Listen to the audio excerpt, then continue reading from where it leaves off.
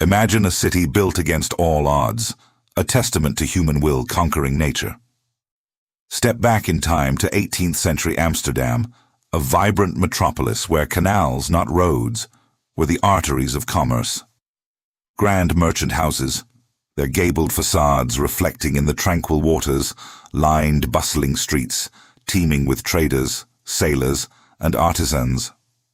This was a city of unparalleled prosperity, its wealth flowing in with every ship that docked, a marvel of engineering and ambition famously built below sea level. It was a place where the very water that threatened to reclaim the land was harnessed, transformed into a lifeline, bringing exotic goods and unimaginable riches to its industrious inhabitants. Yet beneath this glittering surface, hidden from the admiring gaze of visitors and the comfortable lives of the wealthy merchants, lay a starkly different reality. Descend past the polished oak doors and the bustling ground-level shops, and you would find yourself in a world plunged into perpetual twilight, a realm of dampness and despair. Here, life unfolded not with the vibrant energy of the streets above, but with a quiet, relentless struggle against the very element that defined Amsterdam: water. This was the unseen struggle, the central paradox of a city that celebrated its mastery over the seas while condemning its poorest citizens to a life of constant battle against its insidious presence. Amsterdam's unique geography was a double-edged sword, built on reclaimed land. Much of the city lay several feet below the high water mark of the surrounding seas and canals. This precarious position necessitated an intricate network of dikes, locks, and pumping stations, a monumental feat of hydraulic engineering that protected the city from catastrophic flooding. But this protection, while grand in scale, often stopped at the foundations of its buildings. For those living in the subterranean depths below the waterline, the city's very existence was a daily threat. The late 18th century brought with it the burgeoning stirrings of the Industrial Revolution, a period of immense change and rapid growth. Amsterdam, a hub of trade and manufacturing, experienced a significant population boom. People flocked to the city seeking work, drawn by the promise of opportunity. But with this influx came an acute housing shortage. The Grand Canal houses, once occupied by single wealthy families, were now subdivided, their upper floors rented out, and their once desirable merchant basements, never intended for human habitation, became the last resort for the city's most vulnerable. This demographic pressure, combined with Amsterdam's unique watery landscape, created a humanitarian crisis hidden in plain sight. The very systems that protected the city from the sea inadvertently channeled groundwater into its lowest dwellings. How, you might ask, did a city renowned for its ingenuity and mastery over water, a beacon of prosperity and innovation, allow such a submerged world of hardship to exist for its own citizens? How did the lifeblood of its commerce become the silent tormentor of its people? Join us now as we peel back the layers of history, venturing beyond the picturesque canals and into the cold, damp heart of 1795 Amsterdam. We will step into these forgotten water basements to experience firsthand the daily struggles, the ingenious adaptations, and the sheer resilience of those who called these perpetually damp, often flooded, rooms their home. It's a journey into a hidden past, a glimpse into a life lived literally below sea level, a testament to the human spirit enduring against overwhelming odds. Before we continue, subscribe to the channel and tell us in the comments where you are watching from. The journey into this submerged world begins with understanding the original intent of these subterranean spaces. Amsterdam's canal houses, architectural marvels of their time, were primarily designed as residences and places of commerce for wealthy merchants. Their basements, therefore, were never conceived as living quarters.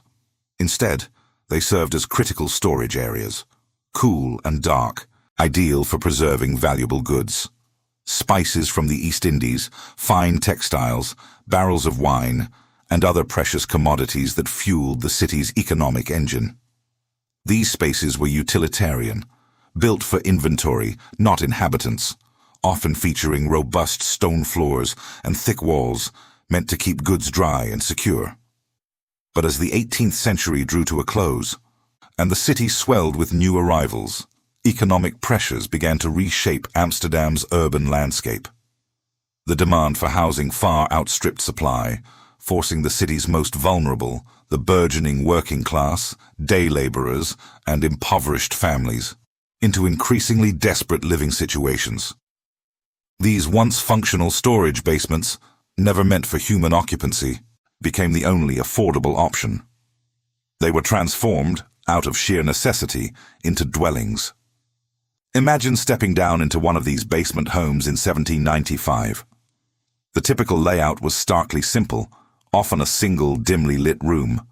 Furnishings were meager, a straw mattress or two on the floor, a rough wooden table, a few stools, and perhaps a small chest for what few possessions a family owned. The air would immediately strike you, heavy, cold, and laden with the pervasive smell of damp earth and mold. Light, a precious commodity, struggled to penetrate the small, often grimy windows set high up, just above street level, offering only a sliver of the bustling world above. The most relentless adversary in these underground abodes was, without a doubt, water. It was an ever-present enemy, manifesting not as a dramatic flood every day, but as a constant, insidious battle against humidity and groundwater seepage. The thick stone walls, designed to protect goods from moisture, proved inadequate against the relentless upward creep of the water table. You would hear it, a ceaseless, maddening drip, drip, drip, echoing from unseen cracks, a constant reminder of the watery world just beyond the thin barrier of brick and mortar. The floors, often bare earth or rough flagstones, were perpetually damp, slick with moisture. The cold was bone deep, radiating from every surface, an oppressive chill that no small, smoky fire could truly banish.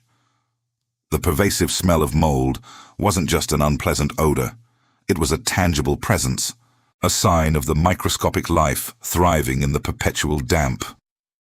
Residents developed an almost instinctive ingenuity to combat this relentless foe.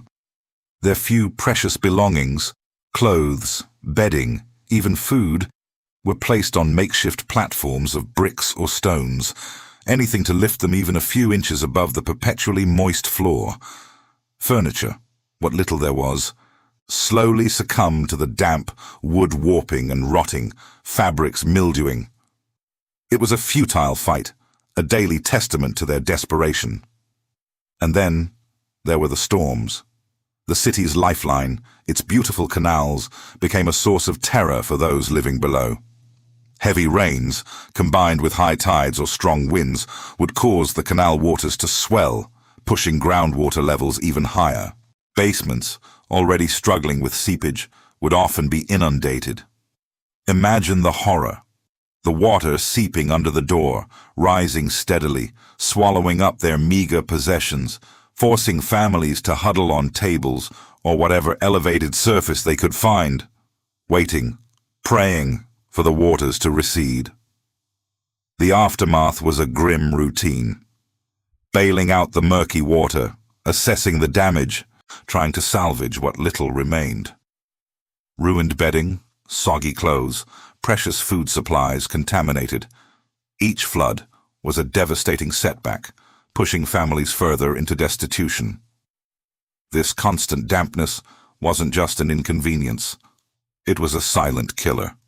The air, thick with moisture and the spores of mold, became a breeding ground for illness. Respiratory diseases, like tuberculosis and chronic bronchitis, were rampant. Rheumatism, a constant ache in the joints, was an almost universal affliction. Skin infections and fevers were commonplace, exacerbated by poor nutrition and the lack of sanitation. These were the invisible burdens, the silent toll exacted by a life lived literally below sea level. The psychological weight of such conditions was immense. The constant anxiety of the next flood, the lack of privacy, the enduring indignity of living in perpetual damp and darkness. It was a relentless struggle for survival, a life devoid of comfort, dignity, or hope. This stark reality created two vastly different Amsterdams, coexisting within the same urban fabric, separated only by a few feet of earth and stone. Above, in the sun-drenched canal houses, the wealthy merchants conducted their opulent lives. They dined on exotic spices, traded goods from distant lands, and enjoyed the fruits of their maritime empire. Their homes, filled with light and warmth, were symbols of their success, maintained by servants, many of whom likely returned each night to basements not unlike those we've described. The very canals that brought prosperity to these merchants, filled with ships laden with riches, simultaneously contributed to the misery just meters below their polished floors. Below, in the perpetual twilight of the basements, lived the other Amsterdam. Here, life was a relentless exercise in endurance. The same water that filled the city's arteries with commerce seeped into their homes, bringing with it disease and despair. The city's enduring relationship with water, a source of immense wealth and its very cultural identity, thus became a cruel paradox. It was the architect of its grandeur and the perpetuator of its deepest social inequalities. This dual nature of water, both life-giver and tormentor, underscores the complex history of Amsterdam, a city built on the very element that both sustained and threatened it. The Industrial Revolution, sweeping across Europe in the late 18th century, while a catalyst for economic growth and technological advancement, inadvertently deepened this chasm between rich and poor. As industries boomed, drawing more people into urban centers, the demand for cheap labor surged. This influx of a working-class population, coupled with inadequate housing policies and a lack of sanitation, pushed the most vulnerable into these desperate living conditions. The progress celebrated by the era came with an unseen yet profound human cost. These flooded basements were not merely a geographical anomaly. They were a direct consequence of a rapidly changing society that prioritized profit and growth over the well-being of its most marginalized citizens. The humanitarian crisis unfolding beneath the city's surface was a stark reminder that prosperity for some often came at the expense of others. The long-term impact of such living conditions on public health was undeniable, eventually fueling social reform movements in later centuries. The rampant diseases, the high infant mortality rates, and the shortened lifespans of those living in damp, overcrowded spaces became undeniable evidence of the need for change. These basement dwellers, though largely forgotten by history, were silent contributors to the understanding of urban planning, public health, and social justice that would slowly emerge in the decades and centuries that followed. Their suffering, though unrecorded in grand annals, laid the groundwork for future generations to demand better, healthier living environments. Despite the crushing weight of their circumstances, the human spirit, as it so often does, found ways to persist. The resilience of these 18th century Amsterdammers was nothing short of incredible. Their daily acts of survival, the makeshift platforms, the constant bailing, the shared warmth of a meager fire, were testaments to an unwavering will to live, to protect their families, and to carve out a semblance of dignity in the face of overwhelming odds. They were not merely victims of their environment. They were active participants in their own survival, adapting, enduring, and finding strength in community. Understanding these hidden histories, looking beyond the picturesque facades and into the submerged realities, allows us to appreciate the true complexity of urban development and the often unseen human cost of progress.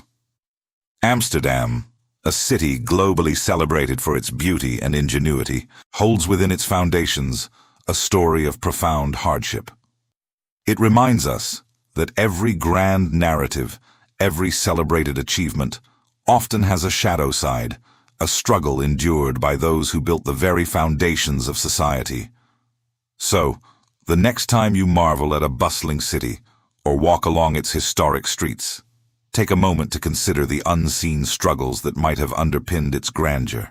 Look beyond the surface, for it is in these hidden histories that we find the deepest truths about ourselves, our societies, and the enduring spirit of humanity.